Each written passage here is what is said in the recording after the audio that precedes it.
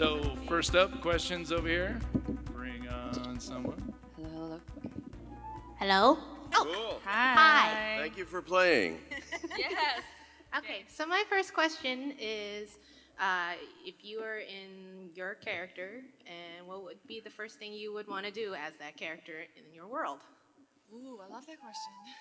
That's a good one. Play blitzball. I know, right? I would say because I play Pain and she was like over everything, like I am in real life, and also like the fact that like she couldn't stand like high squeaky voices. She's over it. No, I think what's cool about her is that she, even though she can be a little hard-edged or people might not know her, like I feel like she had a tough past. And you guys are like, how long is she going to be talking for? So I feel like she had a really dark past, but these two girls, even though she's just like eye-rolling them, rolling her eyes at YRP, she's I think she like really cares about them. It's about like girl power and friendship. Way before Frozen, dude. Way before Frozen. There was girl power already, so that's what I really admire about her. And I think in my real life, I feel like sometimes I'm kind of low key that way. And also, I think that it's not always. I think sometimes chicks before beep. Sometimes. You guys get the joke, right? That's good. Can you feel the hurt? Okay, all right, that's it. Yeah, I think definitely if I were her, I would want to spend some time with, Riku and Pain, and mostly that they wouldn't know that it was me.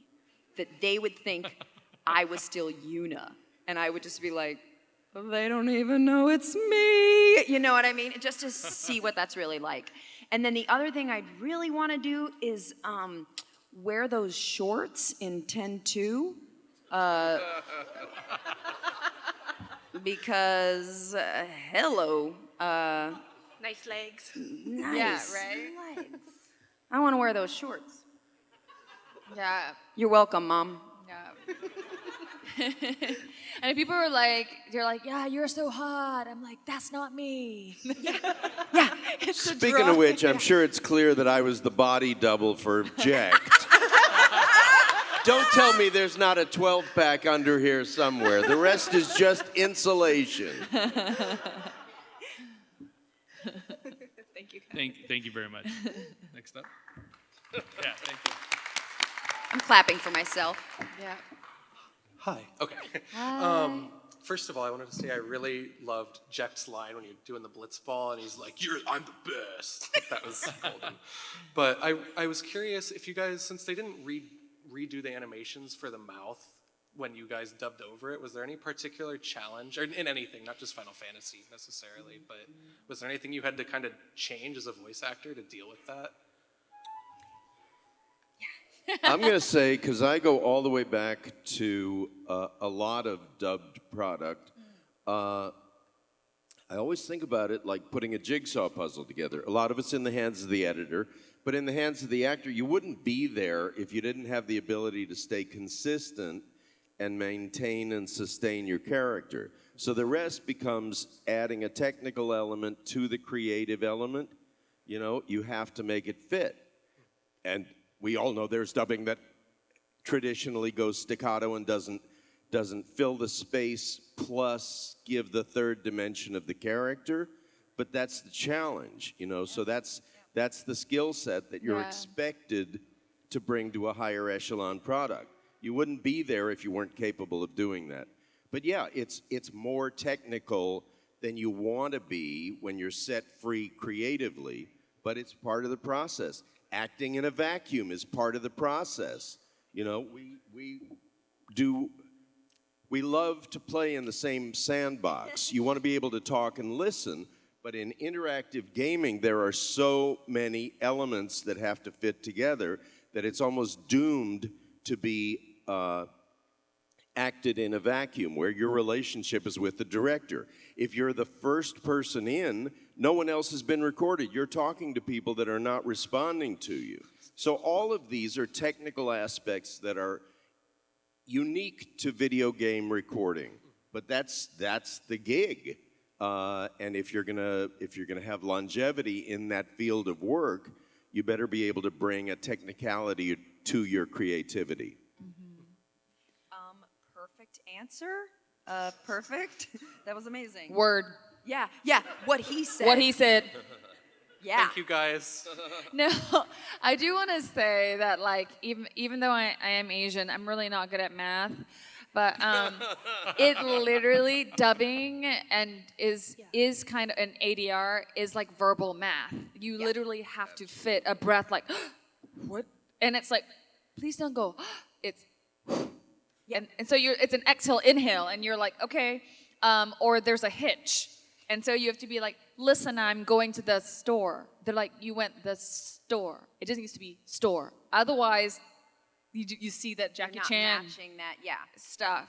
So it really is like it's like verbal math. It's very, very, very technical. Yeah. Right. It's a lot easier when they're videotaping you and then or animating to you and then so that's it. Easier. It's so much easier. But I think that's like the world that we're in right now, where it's changing, especially having done motion capture and doing the first person, third person. Now you're using your body. Now you're using your face. It's like, forget Botox, like, because they want to see the frown line. So like, frown. Yeah. I'm like, I am frowning. I had a shot of Botox that I tried once. So like that. So, but I think that's the thing about video games is it's constantly changing, and I think that's part of our arsenal. We always have to keep learning and growing. Yeah. Thank you. Thank you. Cool. All right, guys, I promised you a special guest. Are you okay with that? Bring him in. Are we cool bringing another person up here? All right. I'd like to bring to the stage Mr. Sephiroth himself, George Newbern. About time. It seems like only yesterday. Or 5 minutes ago. Oh my gosh. Beg for forgiveness, Cloud. Sorry I had to stop you, buddy. That was kind of important. Hi. Hi. Hello. So my question is kind of simple. Would you trade your car for a chocobo? Would you trade your car for a chocobo? Yeah, you should see my car. Yeah. I'm actually liking my car right now. I guess it depends on which kind of car you guys have. Yeah, exactly. I love my car right now. I'm not sure I would trade If it. it's a car still from 2003, No. I'd say Yes. Trade my car I gotta for say a no. truck Sorry. or boat. So then what would you trade? Poor Chocobos. Would I trade my car for a truck? I would trade George's car. Good answer. I kind of would trade my car for a truck or a boat, right? That's the question? Yeah. Chocobo. Chocobo. A chocobo. I thought it was some alien name, a I guess truckaboat. I should I say- heard truck or a boat because I want a truck so bad. It's that's what I heard. I was like, truck or a boat? That even better. That's a better. I don't know. Probably for truck or boat. Truck or boat? I don't know. I don't know. I don't know. Good question. Thanks, man. That's a Chocobo. Oh. I don't know. Clueless. Hashtag clueless. Hello? Hi. Hi. I have a question for Greg. Yes. So Jack doesn't really get the Father of the Year award exactly, but I still like him. I didn't vote. I still like him, but I was wondering for a character like Jack, what your thought process was trying to get into his headspace. I kind of answered it previously, but just to go on with it, it's oversimplified, and in his efforts to make the right choices, he mistakenly makes a lot of wrong choices, and he's really overvaluing strength, and he's over-criticizing what he perceives as weakness, which is not weakness at all. So he's put himself into this dilemma. And that's, I mean, it's an epic battle. It's in Lion King. It's in any father-son dynamic that you find in literature. You know, in his best efforts, he makes some of his worst mistakes. But all he wants to do is be proud, and ultimately is. But he has to sort of discover the error of his approach. That's where I go. Okay, thank you. Thank you. Certainly. Yeah. Thanks for the curtsy. That was I know you're so cute. I know. Cool Cuteness costume. surprise. Look at this. Wow. Awesome Looking good. costume. I love it. I'm just going to Nice crouch down a cosplay. little bit. You Thank can you. just You can You're in roll plie. it, so it's fine. My question for all of you is, so in voicing a certain character, like Yuna or Jekt or Sephiroth, and then coming back years later to do another game, what is that from an actor's perspective? What's it like approaching those characters again after, a period of not doing so? For me, the technology, sometimes changes where you have to wear the thing on the head and got a camera facing your eyeballs, and it's very distracting when you're trying to do it. But I think you approach it the same way you do the first time, but the technology changes with you, and you hopefully don't get too far off your game on it. But it's not too hard to fall back in it, right? Yeah. You say?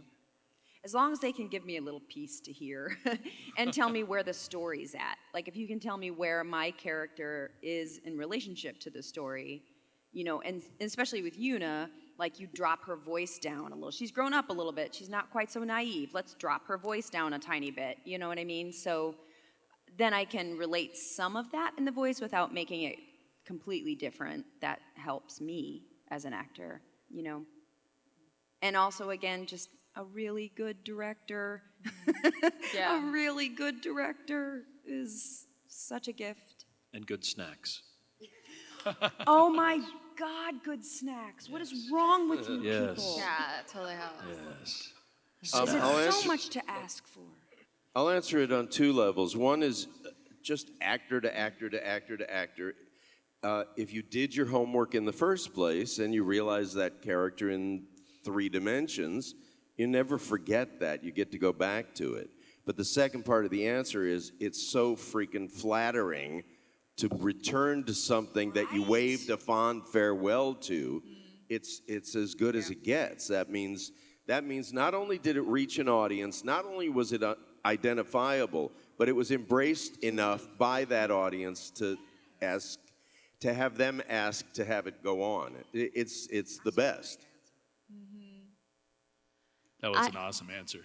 Yeah. Oh, then I can't answer anymore because that was the No, honey. But it's so true. I think experientially, it really is like if you care, like a voice reference always helps, but it is like riding a bike. Like, and I mean, it sounds so silly, but once you get the hang of it and you warm a couple, you're like, oh, I got this. I think what can be tricky is when the character is in different situations. Now my character is good-ish, but evil, but not, but might turn again. And so you have to sort of always walk that line, but still be in that zone, So I think picking up like Mozart versus Handel versus Beethoven, it's all, once you know the pieces that you're playing and you have them retained in it's like, like the files come out, and then you're like, okay, now which scale do you want me to play? And just kind of, you just have to log it into your mind that way. Yeah. I'm a pianist, so that Does that resonate? Thank you all so much. Yes. You're Thank welcome you. so much. Good, And great okay. cosplay. Awesome cosplay. More great cosplay. Hi, nice to see you again. Thank you. Was there any pressure participating in the first Final Fantasy to have voice acting, and how did you find that voice? Can you repeat the question while we think? Thinking caps are going on across the board here. The biggest challenge for me is I had to match the Japanese character, and it's not really necessarily in my voice range. So the hardest thing for me was not to injure myself every session, because it's just so down here in the vocal fry of my voice. It doesn't feel good, but it sounds good. I mean, Yeah, sounds super cool. that was my biggest. That's all we care about. Whatever. Does it sound Whatever, cool? girl. I'm in. I'm just kidding. Yeah, I think it's mostly, it goes back to character. When you have a conversation with your director and your writer and you start talking about the character and what's expected of her and what, or them rather, and what you're trying to express with that character and the story where you're going with her. Yeah, and I think all that just comes kind of organically out of who the character is. And then there's also, like you said, there's also some effort to sort of like connect with what the Japanese were trying to, you know, they were the ones who originated the role, and I do want to sort of give a nod to that.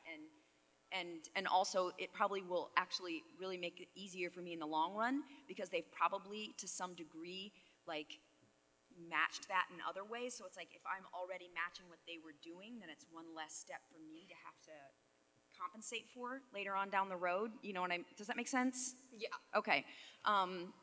But yeah, it's, you know, and because it certainly isn't a voice I would always choose. You know what I'm saying? I wouldn't choose to talk up here for the rest of my life. But, but yeah. They kept telling me to take I'm just speaking off the top of my head, Yeah. but they kept telling me to take all of the inflection out of the character, so much so that I was like, God, it's really hard to not have inflection, emotion or inflection in the voice. It had to be hard. sort of dead and, you know, deliberate and evil and villainous and all the rest of it. But it's hard not to have inflection. So that was. Yeah, and probably you're looking at his face, and his face doesn't always have a lot of inflection. Oh, so you're yeah, like, yeah. They're talking trying about, to "I'm gonna match that kill with a you. voice I'll would kill have you, been clown." so difficult It's for like, you. just, Yeah. Yeah. There are restrictions when you're not in the original language, when you're not the first to record. Within those restrictions, the rhythm has essentially been established, so you have to serve what already exists. But when I teach and when I coach, I tell voice actors that when there's this audition process, and it doesn't mean that out of 35 people they saw, 35 people weren't right. It's just somebody was better that day for that application of what they needed. It tends to be a really talented community. Mm-hmm. And it's not that anybody's wrong, it's just that somebody's more right that day for that project. That said, I tell voice actors when you go in the booth that you want to be prepared but not over-prepared, because you want in that moment of audition to surprise yourself as well as the people on the other side of the glass. You know, you want to know where you're going to go, but not necessarily how you're going to go there. And that keeps it fresh. So that, within those restrictive confines, if it's coming from another language, you know, it's what we do.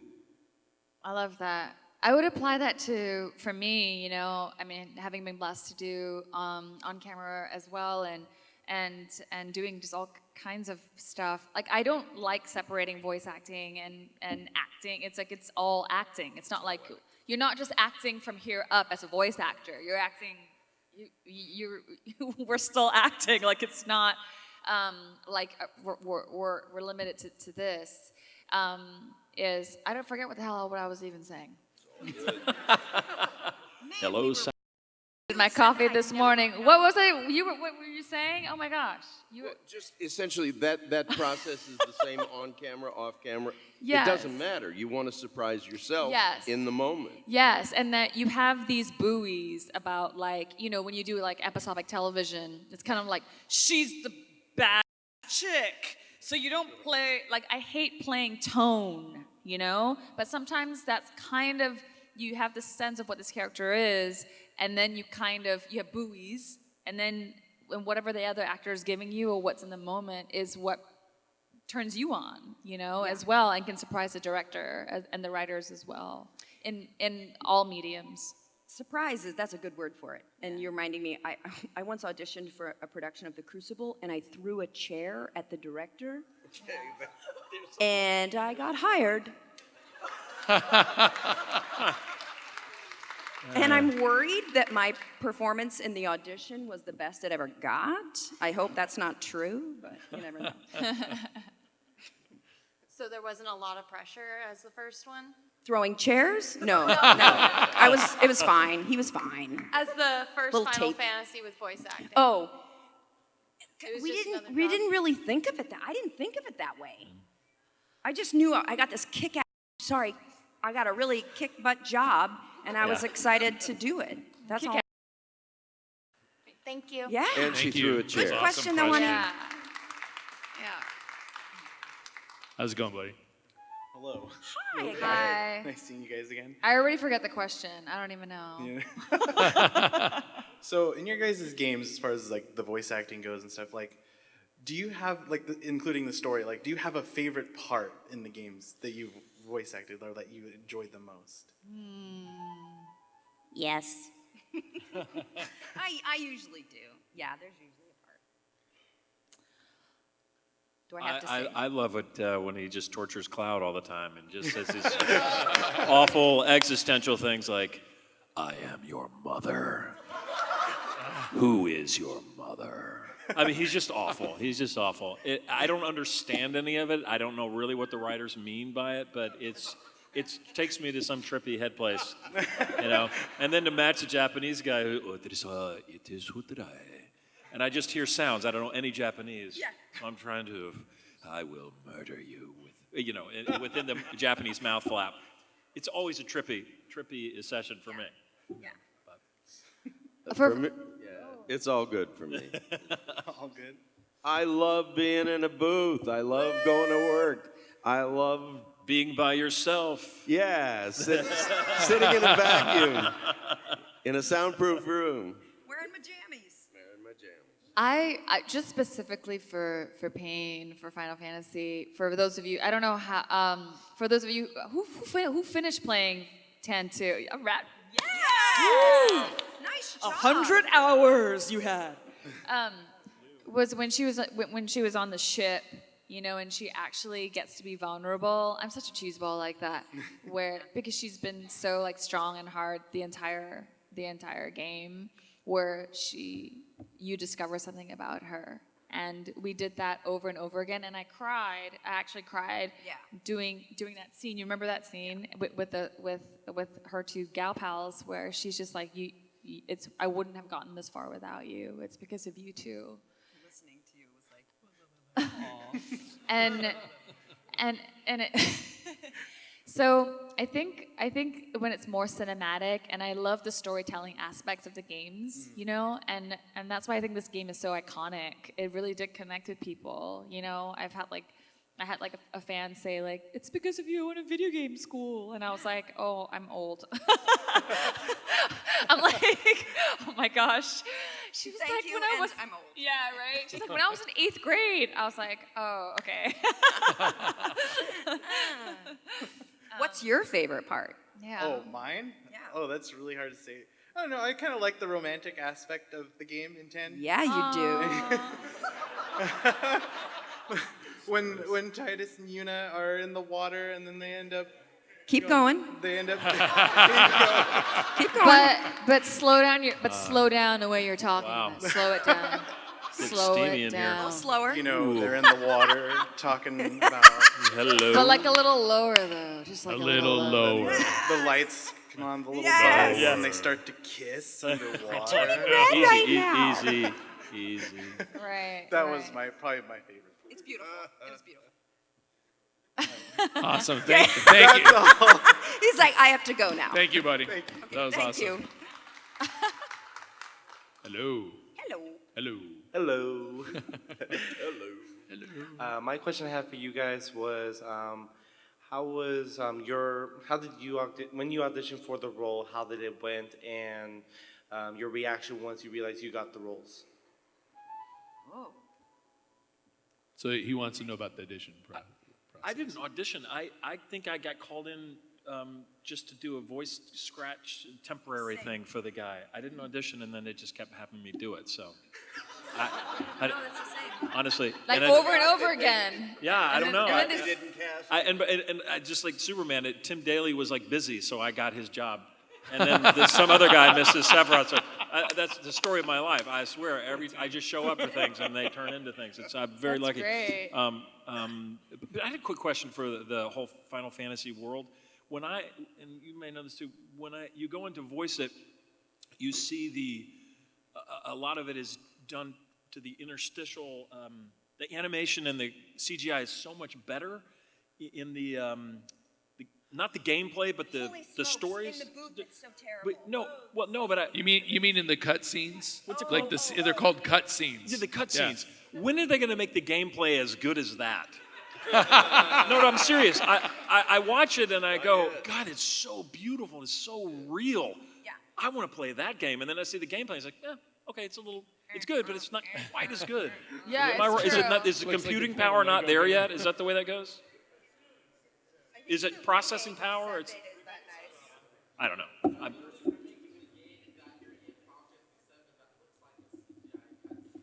Okay. Well, then that's okay. Well, then that answered my question. Okay. Expect your call soon. All right. Okay. All right. Sorry. I was like, I didn't have to audition for the part. I don't know. I think Jack knew. I think I just kind of came in. That's the same. Jack knew all of us. I think I don't know how.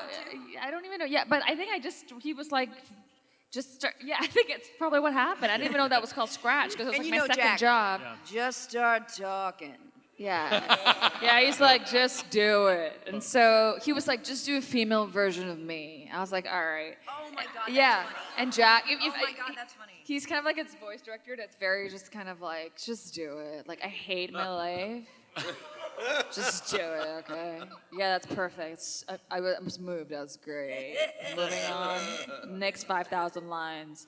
So, but yeah, I think it was just kind of doing it, and he was like, yeah. He's like, what are you doing for the next 6 months? And I was like, what? Like, okay, cool, yeah. So I was like, oh my God, like, yeah. And he's like, don't talk like that around me. I was like, sorry.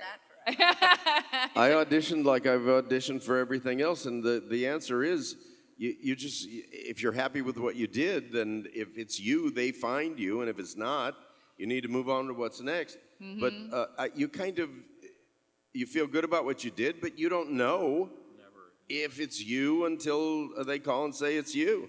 And you never know why it's But when they call, you celebrate. Yeah. You really celebrate. Yeah, for sure.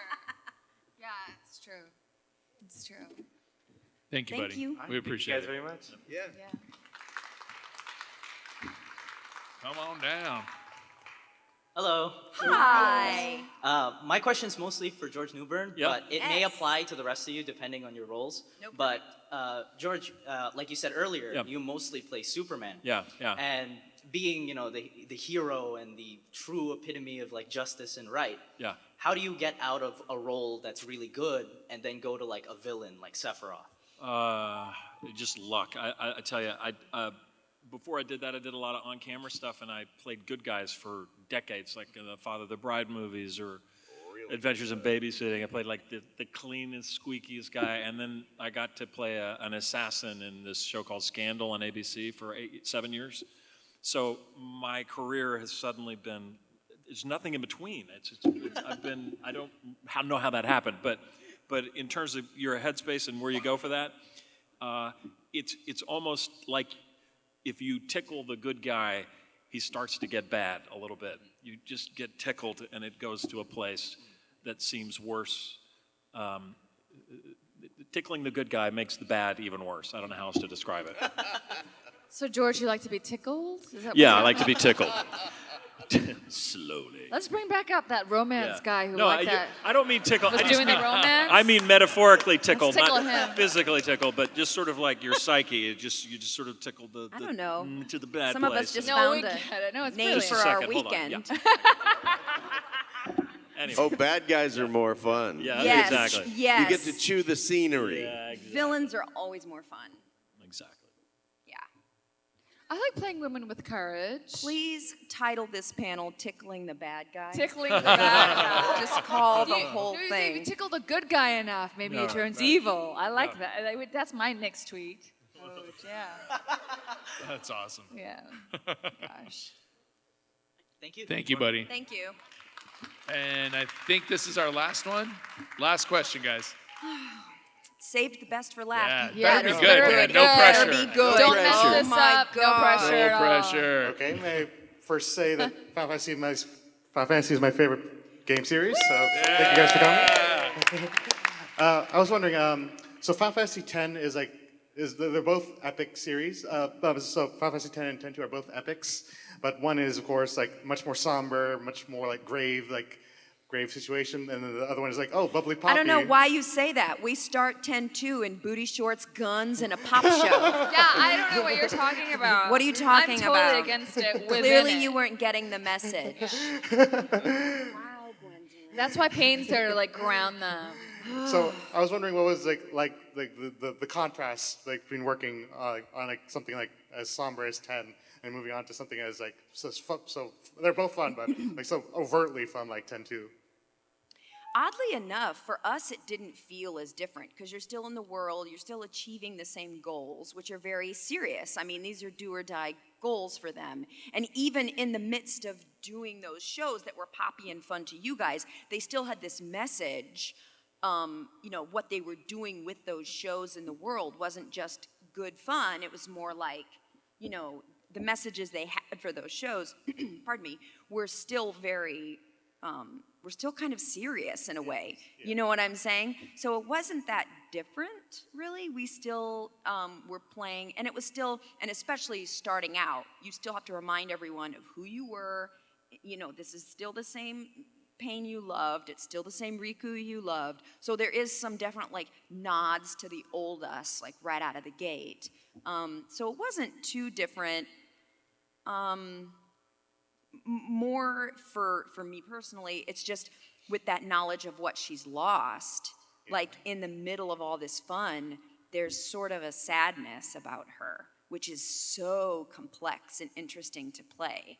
There I am putting on this show, and everything she's lost, everything that she, you know what I'm saying? There's still a really complicated element to that that's a fun texture to kind of layer in there. That I thought was really interesting choice writing-wise, too. They didn't have to put that in there. I don't think they did it simply to appease, let's be sexy. You know what I mean? I think there was a specific choice to that, and it was interesting, I think. But yeah, then the rest of it, we're in it to win it again. We're back saving Spira and all that good stuff. So... and back with the YRP. YRP! Woot! So, I've always thought of Yuna as Riku as the soprano 1, who's like, and then Yuna's the kind of soprano 2, and then Payne's the alto.